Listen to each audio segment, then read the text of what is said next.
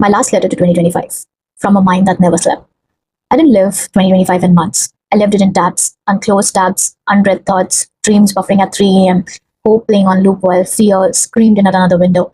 And if you're wondering what my year looked like, it looked like a mind that refused to shut down because it was too busy trying to become someone. 2025 didn't arrive gently. It kicked the door open and asked me to show who I really am when nothing is clear. And it met me between thoughts, mid breakdown, mid reinvention, carrying too many versions of myself at once, the disciplined ones, the exhausted one, the visionary, the girl who believed too much, and the girl who almost stopped believing at all.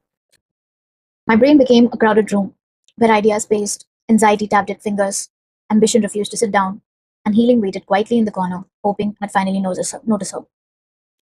Some days I felt unstoppable. Other days, getting out of bed felt like negotiating with gravity. I chased structure and ran straight into chaos, planned futures so big they scared me, and then doubted myself for dreaming them at all. I tried to become consistent, while my mind ran ahead without my body. Tried to heal while still performing strength for the world. Wanted money, meaning, mastery, sometimes all before breakfast.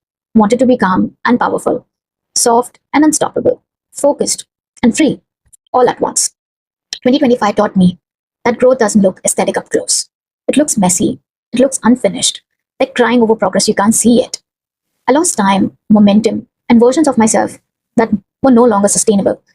But I didn't lose myself, because even on the days I doubted everything, I still showed up curious. Still kept the tab open that said maybe this isn't the end. Maybe I'm somewhere near. I learned my brain isn't broken. It's loud because it's alive. That rest isn't quitting. That clarity comes after compassion, not before, and somewhere between the spirals.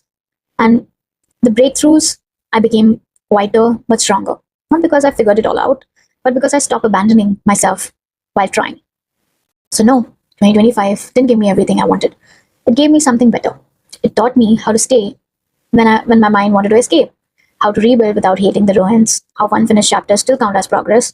And I'm not closing all my brain tabs, I'm closing the ones which don't deserve my energy at all.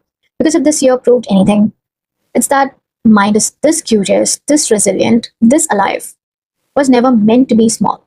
So, dear 2025, you didn't break me, you trained me. And I'm very thankful and grateful for that.